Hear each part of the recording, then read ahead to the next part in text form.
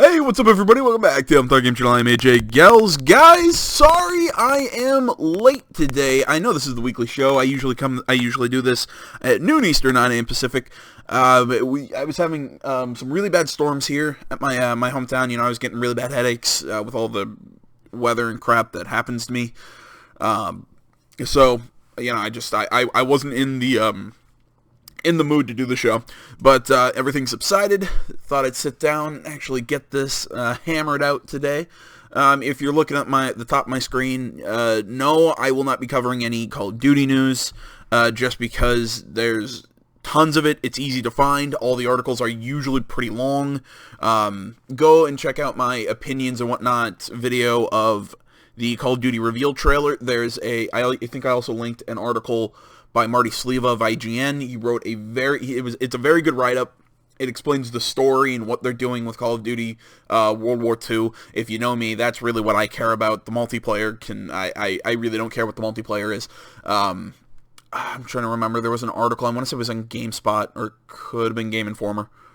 I'm not 100% sure. But like I said, there's tons of Call of Duty World War II news out there. I'm going to be focusing on all that non-Call of Duty news. Now on to my second announcement. Sorry. Later today, or the next video that's going up after this, I am going to be playing the Prey demo that is free on PlayStation 4, Xbox One, and I believe PC as well.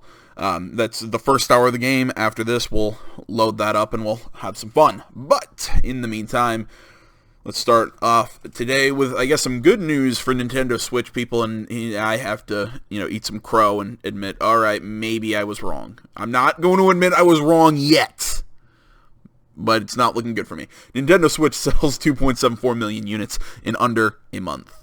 Article by Joe Screvels of IGN. Nintendo has announced that its new Switch console sold 2.74 million units worldwide in less than its first month on sale. Nintendo announced the figure in its year-end earnings release, which it calls a, and I quote, promising start for the console. Nintendo President Tatsumi Kimishima originally expected to ship 2 million units of the console in its first month. It also revealed that Legend of Zelda Breath of the Wild for Switch has sold 2.76 million copies, meaning 20,000 more units of Zelda have been sold than there are Switches in the wild. That makes no sense. I really don't get how that actually works. My big question is, how does this line up with what Xbox One and PS4 did in their first months? Because I was dumb, I forgot to search that. I forgot to search those figures. But I will say 2.74 million, that's a good sounding number. Like I said, I'm not willing to admit that I'm wrong yet, because I said that this is going to do well. It's going to look good for its first month or so.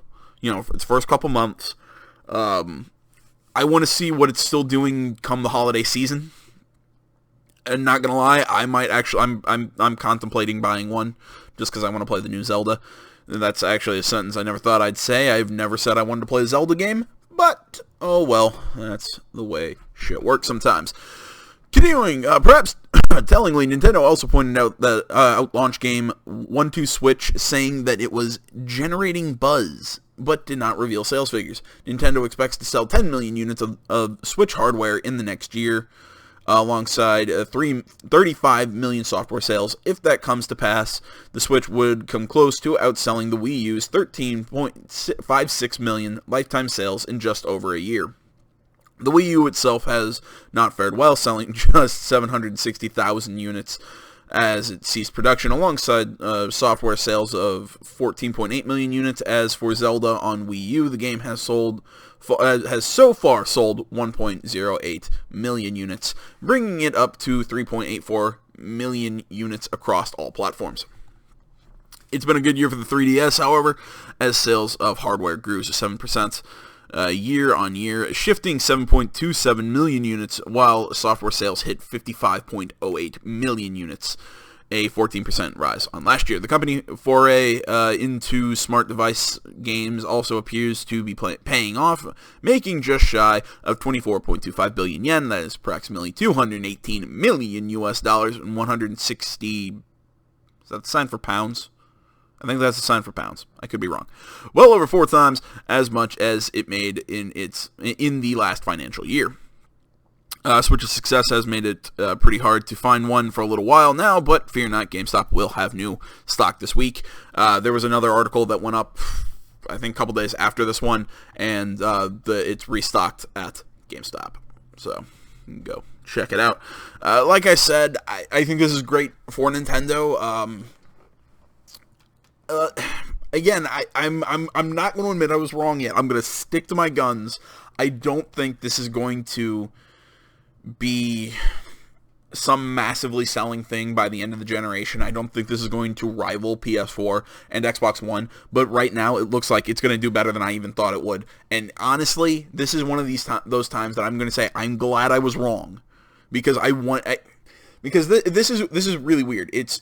I'm sitting here going, I don't think it'll do well, but I want it to do well, because I don't want Nintendo to close down. Even though I don't like Nintendo games, I know so many people do, and it's a big part of the industry, and I really hope that they continue on with what they're doing, and I'm glad people are enjoying this console. So, there's my opinions. Now into some sad news for people like me who love Ubisoft. Former Activision parent company could own Ubisoft by the end of... God damn it. Former Activision parent company could own Ubisoft by the end of this year. Sorry, I'm trying to speak so quickly, I ended up biting my tongue. Article by Lucy O'Brien of IGN. French conglomerate and former Activision parent Vivendi is reportedly honing in on publisher Ubisoft with an acquisition expected by the end of this year. This comes via a new report from Reuters, with the publication sources saying that advertising group Havas and Ubisoft are the first on Vivendi's takeover list as it attempts a major expansion this year. The expansion is reportedly an act to appease investor concerns after Vivendi's shares dropped 3%, despite the fact Chairman Vincent Bolloré, I have no idea how to pronounce that, has spent nearly 15 billion euros on shareholders and acquisitions. Vivendi currently owns 25% of Ubisoft and has been jockeying to buy the company after it acquired Gameloft. Ubisoft heads Michael Guillemot and Yves Guillemot have been actively against the takeover, and last year reached out to Canadian investors to stay independent. Vivendi acquired Activision Blizzard in 2008, but sold its shares back to the company in 2013. Mostly because I'm not as big into the financial world. I don't know what this would mean for Ubisoft if Vivendi would take over. I think a lot of people would actually like Ubi to be taken over, let somebody else run the company and maybe make different games. But I actually really like what Ubisoft does. I loved For Honor earlier this year. I loved the new Tom Clancy game.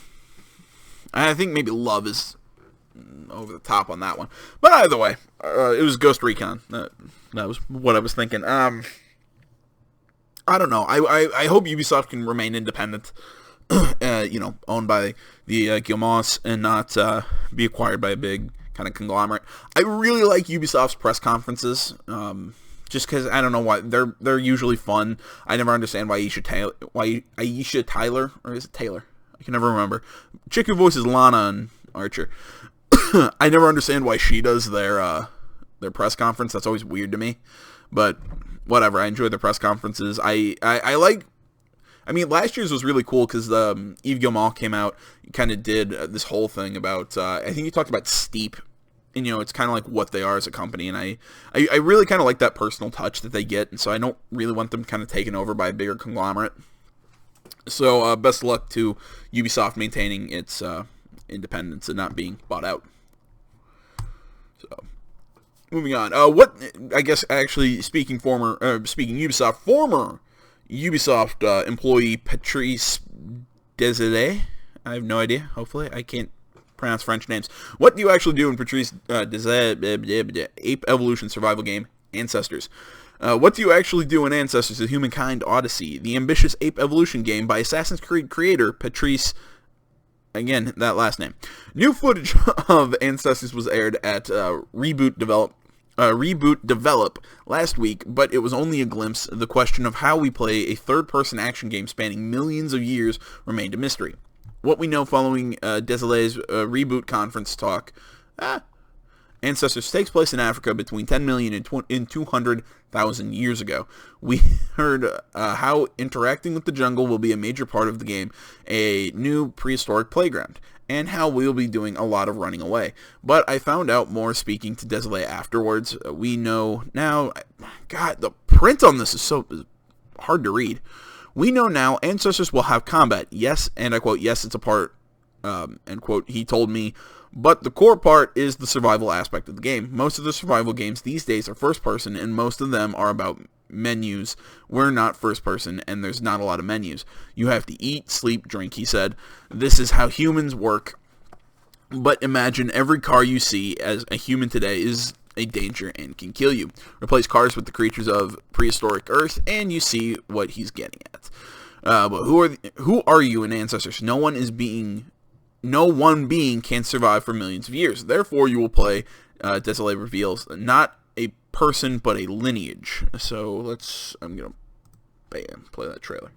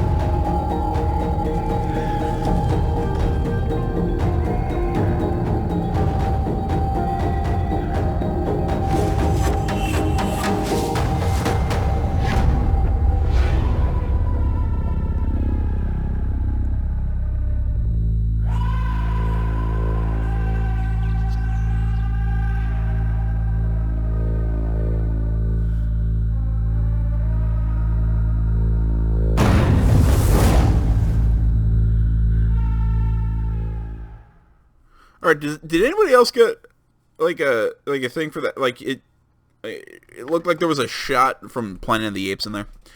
Let's see here. His fantasy is to bring to life the iconic image of a hunched ape evolving into an upright human. And I quote, "Can we play that picture from the small ape already on two legs to us?" He asked me. And I quote, "You talked about a tech tree. We call it the RPG elements. You will evolve, but this tech tree took millions of years in evolution. We evolved through generation to generation, and it takes time. There is a timeline. Time unfolding both day to day and generation to generation. You will even be able to control it and your evolution to a degree. I want the player to be in charge of the pace and how he's going to experience human evolution. You may experience the savannah without the ability of standing on two legs. Desolé told me you'll experience that and say shit because it's not a good way of experiencing the savannah. There's a bit of freedom then, but you won't be able to talk before you can walk. How your physical capabilities change generation to generation is being decided. A balance of being, and I quote, a bit scientific while also fun. Some things have been exaggerated and dramatic license taken. This is prehistory after all. And I quote, we found skeletons in the dirt and we imagined the rest. End quote. Desolé announced at Reboot that Ancestors would no longer be an episodic game, but how can Panache Digital Games, hopefully that's correct, an independent Canadian studio of 25 people suddenly afford to ramp up to make a good-looking open-world game in one lump? And I quote, I've got a publisher. Desolé revealed to me, I cannot say who it is, but I have someone behind me who will eventually publish the game. And I quote, will it take longer? Yes, probably. More than 3 years? No. Will it be this year? No. Will it be next year? Maybe. Maybe not. The shipping date, that's very ambiguous. The shipping date is not what drives us, but we have one because otherwise you do stuff just to do stuff. And I quote, I want people to play what I made with my team. I want people to have fun in the jungle. The bottom line is when I ship, I'm happy.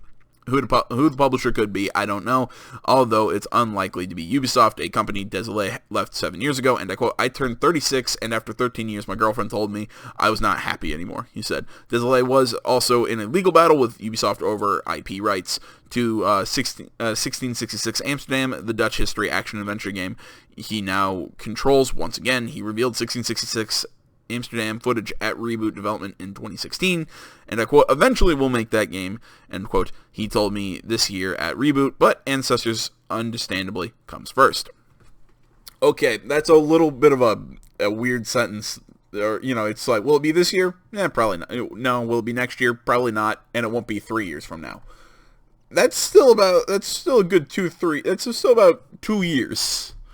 I really don't like it when developers will do that. I don't like that kind of wishy-washy, kind of release date. Persona 5 did that to me for about 2 to 3 years, and it pissed me off. The game is still phenomenal, but I'm still not happy about that. Now, actually talking about the game and shit that matters. This is a really cool concept, which, when I first heard about this game, I was gonna, but now actually reading a little bit more about it, and this idea that you can kind of choose how you evolve, I think could be really, really interesting.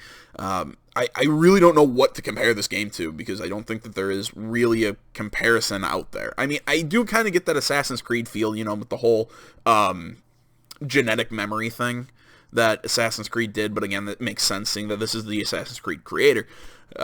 So I have no idea what to expect out of this game. That trailer really didn't show us much, but hopefully we'll get more details on this game soonish. I don't know, coming up in the future, because like I said, it looks cool. So next game article, whatever. XCOM creator introduces new strategy game Phoenix Point. Article by Seth G. Macy of IGN. A spiritual successor to the XCOM franchise is coming from developer Snapshot Games Incorporated. Phoenix Point is the creation of XCOM veteran Julian Gollop, well, that's correct, and Gaming Insiders founder David Kay, and is a turn and world-based strategy game in which players take on the role of members of the Phoenix Point, a worldwide organization. Speaking to the game's backstory, Gollop told us the Phoenix Point was formed, and I quote, "shortly after the Second World War," end quote, as a UN-founded worldwide organization, and I quote, "It was organized on a sleeper cell basis," he said, "so the idea was that when the world is in peril, these cells would come together at specific points all over the world," end quote, to deal with the looming crisis.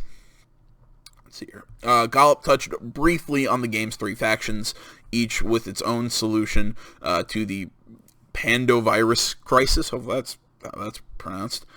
Jeez. The virus, released from its frozen stasis in Earth's permafrost, has wiped out most of life on Earth, and horribly mutated many unlikely humans, transforming them into alien abominations. As part of the Phoenix Project, you're tasked with finding out what became of the other Phoenix Project sleeper cells, while dealing with an, and I quote, "ever-increasing variety of alien mutants." In Phoenix Point, humanity has split into 3 main factions, and it's up to you to decide if you want to help them, have diplomatic relations with them, and even ignore them completely. And I quote, even if you as a player did absolutely nothing," Gollop explained, "the other factions and enclaves of civilization," and I quote, "would continue to try and do their own stuff." And I quote, "There would also be some resolution, which will be less than perfect, and you could just sit back and watch." And I quote, end quote, "Because of this autonomy, the open-ended nature, there are different paths to take in this game, as well as different endings." God, I don't know. I was reading fluently at the beginning, and now I'm reading like a goddamn robot. And I quote, "Things will happen with your intervention." Gollop told us the factions aren't the only signs of life you need to interact with. The mutant alien beasts pose an immediate threat to the survival of humanity as a species, but even the mutants have depth, Gollop thinks will surprise players. And I quote, "The aliens start with no technology," Gallup said. "As the game progresses and the virus mutates to produce deadlier and more intelligent aliens, they will steal your technology, they will steal your guns, and they will take anything they can get their hands on and use it against you." Gallup calls the mutant system a, and I quote, "standout feature of the game." Vehicles also play a large part in the game, beginning with the construction of your first flying vehicle to troop transports and vehicle needed to help take down the giant mutant behemoths that are wandering the land. "You're basically fighting a tactical mission on the top of one of these creatures," Gallup said. Phoenix Point launched for PC, Linux, Mac in Q4 2018, and a FIG campaign is underway to raise additional funds to help cover development costs. Sorry. Really, again, I'm going to say interesting because from what he's saying, this sounds like it's XCOM with a little bit of Civilization thrown in there. Maybe I'm misreading this, but that's kind of how it sounds. How it's talking about, the diplomatic part, how it's a worldwide kind of turn-based game. I mean, this shot kind of shows a very kind of XCOM looking.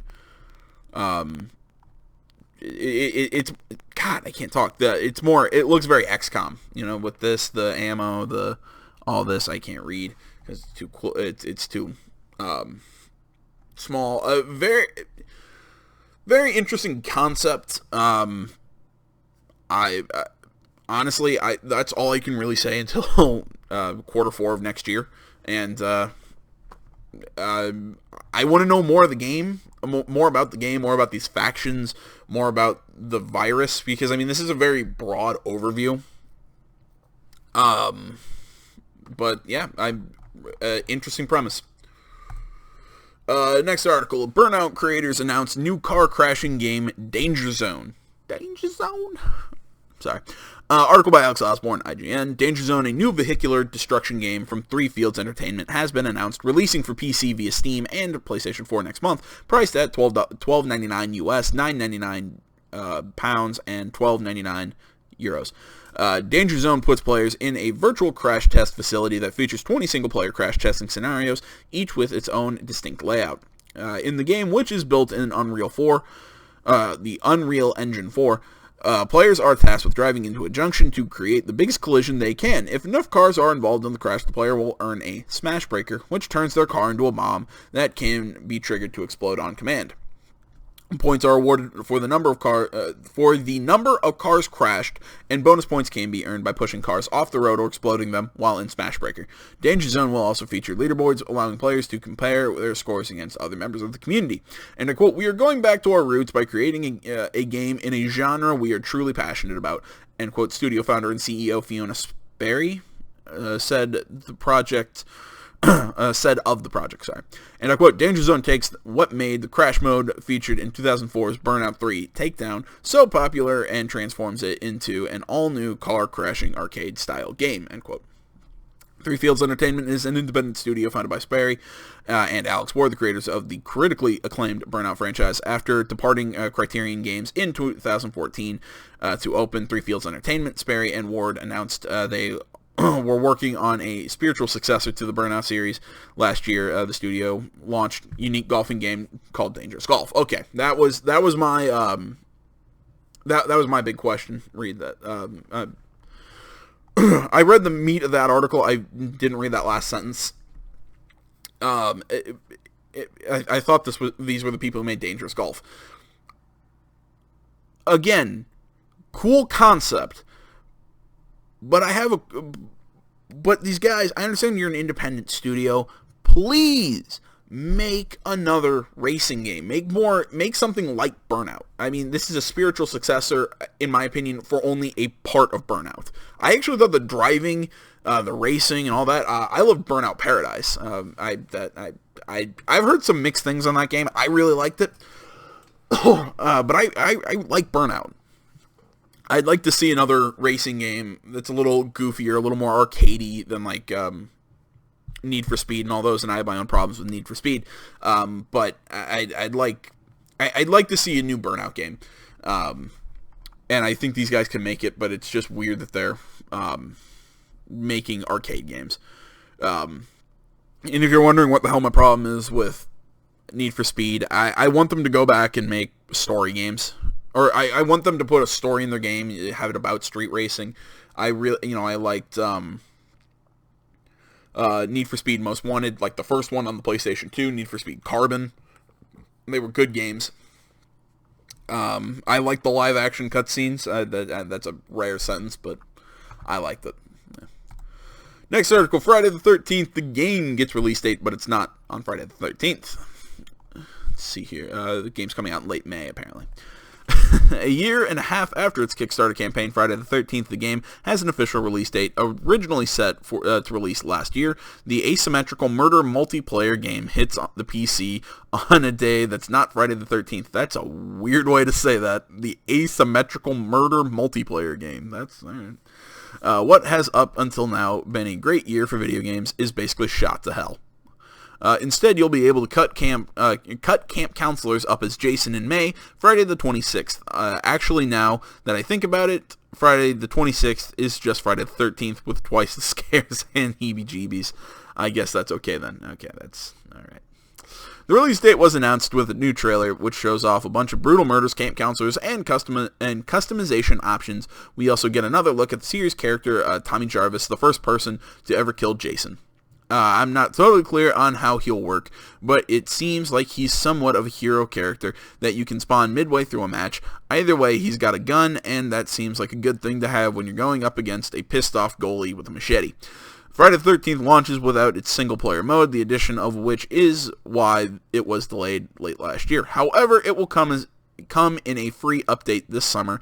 In the meantime, you'll still be able to play the main multiplayer mode where Jason goes up against 7 camp counselors on 3 different maps: Camp Crystal Lake, Higgins Haven, and Packanack? I don't know. I don't know the Friday the 13th series that well to know that. Packanack Lodge, whatever. I'm hoping for a DLC map based on Jason Takes Manhattan, Boombox, and all. Like I said, I don't know enough about the Friday the 13th franchise to tell you what the hell those places are, who that Tommy Jarvis guy is. But this game has really interested me. I really like this kind of, it reminds me of Evolve. There we go. The kind of, it's a big group against one player, but this one actually seems better than Evolve, because I had friends who really loved Evolve. Oh, I'm sorry if I didn't say this article is on PC Gamer and by Matt Paget. I also thought this game was coming to consoles, but I could be wrong. What was I talking about? I had friends who really liked Evolve. I didn't get it. I was not a fan of it, but, you know, to each his own. Yeah, this game looks really sweet. I like how they're doing the single player thing, where it's going to be added as a free update and not you have to pay for it, 'cause then, you know, that would be bad in my opinion. I don't like it when studios do that kind of crap. Let's see here.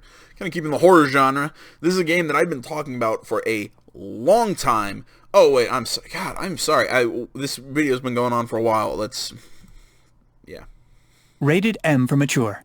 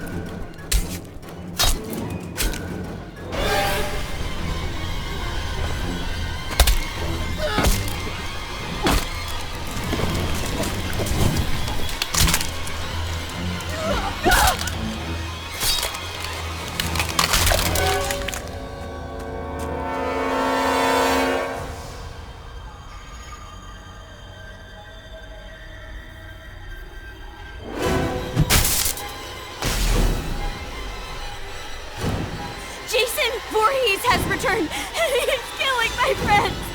We need you. Oh my god. Oh my god, we need you here right now. Please.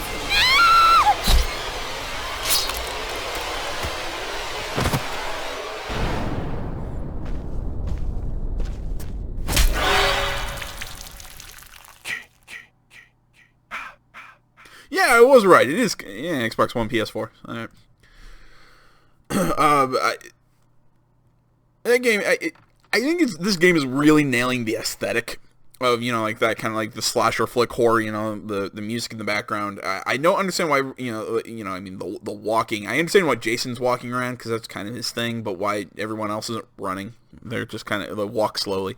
I've never understood that, but either way. The game looks sweet. Some of those kills are awesome. I love that bone-breaking sound. It really nailed that. Kind of gruesome.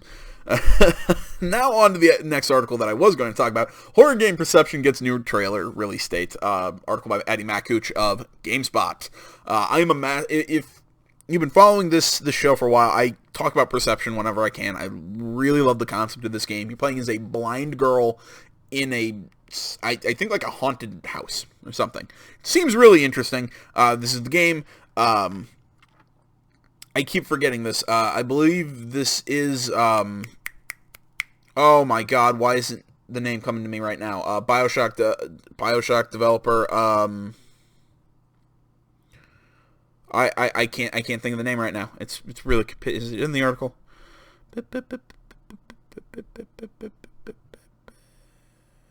I'm not seeing it, and that's going to piss me off. Yeah.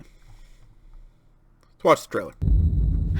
Look, I need answers. I just got here and I'm onto something. What happened to them? I feel as though prying eyes have followed me here. I know this isn't real. The house is warning me. This place is damned. And I fear it is of my doing. I shouldn't be here.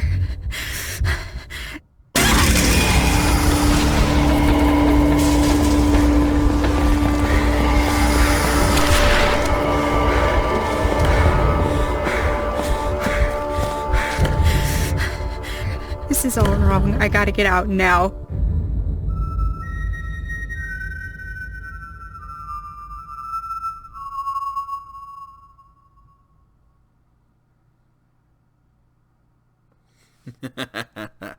Like I said, Perception, a game you play as a blind girl, yet you find your way through with echolocation, with the cane. I think that's such a neat concept. And I just remembered Ken Levine. There we go. That's the name I was looking for.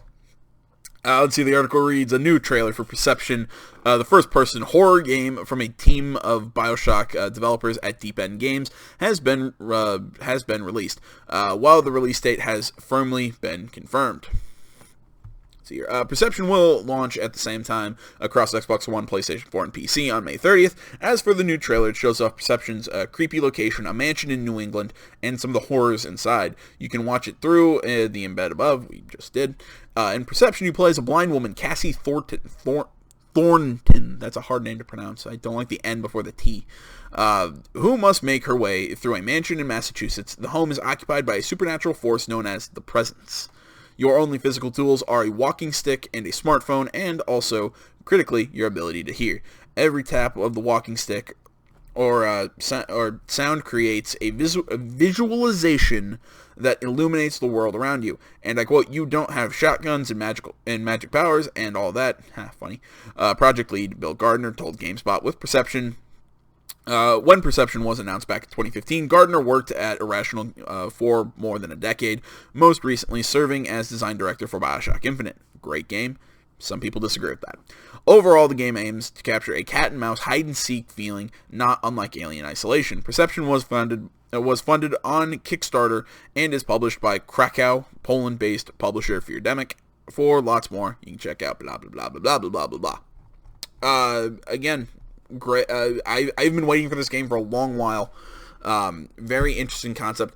Usually, it's really hard to get me interested in a horror game, and this one does. I think just because of that, again, like I keep saying, a really neat premise that it's a first-person game, and you're playing as a blind woman. That's neat. Now, moving on, our final article. This is for any tabletop war gamers out there. Fallout tabletop game is on the way. Yes, this is Polygon. There's some people who aren't too terribly happy with Polygon right now. I'll talk about that in another video of why. Article by Charlie Hall, like I said, of Polygon. Let's see here. Fallout 4 Wasteland Warfare is a new miniature war game coming from Modifius Entertainment, a multi-format tabletop publisher with a string of successful Kickstarter campaigns behind them.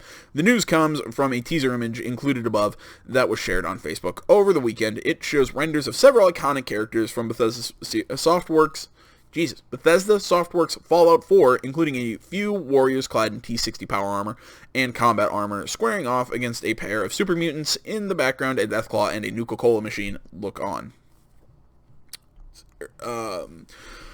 Modifius began with the launch of the Achtung Cthulhu universe. Hopefully that's pronounced on Kickstarter in 2013. Since then, they've collaborated with Matt Leakak Pandemic on the successful Thunderbirds cooperative board game. They have also published tabletop role-playing games such as Conan, Dust, and Infinity Universe. The teaser mentions that the game will feature larger 32mm miniatures and include player versus player, cooperative, and solo missions. No word yet on whether or not it will launch as a Kickstarter or go directly to retail. I can't fully tell you how big the 32mm bases are. I mean, they look fairly large, but these are kind of like up close shots. I'm very new to wargaming and tabletop gaming in general, so I can't tell you how big the 32mm whatever is compared to normal. But that was just something I decided to throw in the show because I thought any war gamers out there who would find this interesting. You can play a Fallout version. I don't want to say soon, but eventually. There we go. There's the end of the show. I just yelled and all that. I need to stop doing that. Thank you for watching, everybody. As always, Facebook, Twitter, the website can all be found down in the description below. Remember to like, comment. If you're not already, please subscribe to the channel. Stay tuned for the variety of content that I have. Next week, the show will be back on time, Saturday, noon Eastern, 9 a.m. Pacific. After this video, go over. Well, I mean, it probably won't be up as soon as this video's up. Either way, sometime later today, early tomorrow, go check out my playing of the Prey demo. Next Friday, I will be starting the game proper. Anything else? No, other than that, just the general, stuff on the channel. Thanks for watching, everybody. Until next time, I'm AJ Gills. This is the Untitled Gaming Channel. Thanks for watching. I'm out.